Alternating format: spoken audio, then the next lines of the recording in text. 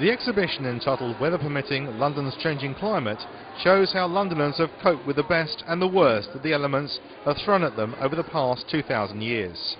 It uses a colourful timeline filled with intriguing objects and quirky facts, alongside stunning paintings to explore the changeable weather of the past and look at the unpredictable weather of the future. The display highlights how the weather has always been a British obsession.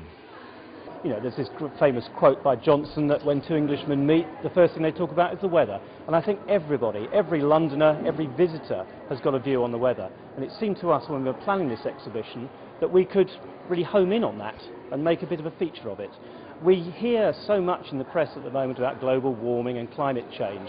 And we felt, yes, we could do that. But what we wanted to do was give it a bit of a sort of topical spin, a bit of a quirky spin that wasn't quite sort of beating people up about, you know, recycle or perish, but was actually looking at London's weather and how Londoners have adapted to it through the centuries. Visitors can shelter from Britain's current winter weather and see how Londoners have survived the elements of weather the fogs, floods, heat waves and freezes of the past, and the ways in which the city's landscape have been affected. The emphasis of the exhibition is on fun. I think if you want heavy science-based exhibitions, this is not that.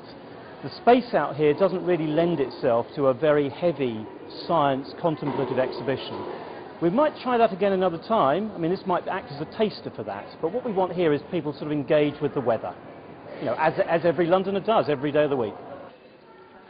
8 historic paintings capture London throughout the seasons and show the changing nature of the capital's weather, from the wintry icy fun of the frost fair to the thick industrious smog and lazy summer days.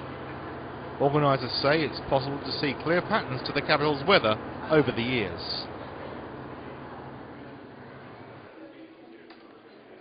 One of the key things you'll find featured in the gallery here is this business of the Little Ice Age, which seems to have sort of gripped Europe and particularly the sort of London area between about sort of 1400 and 1900. And there's an awful lot of documentary evidence and archaeological evidence which speaks to that period. We're now, of course, just coming out of it, and then some, with the, you know, the massive global warming that we're currently in. While scientists continue to debate changing global weather patterns, one thing is clear: London's climate over the centuries has always changed.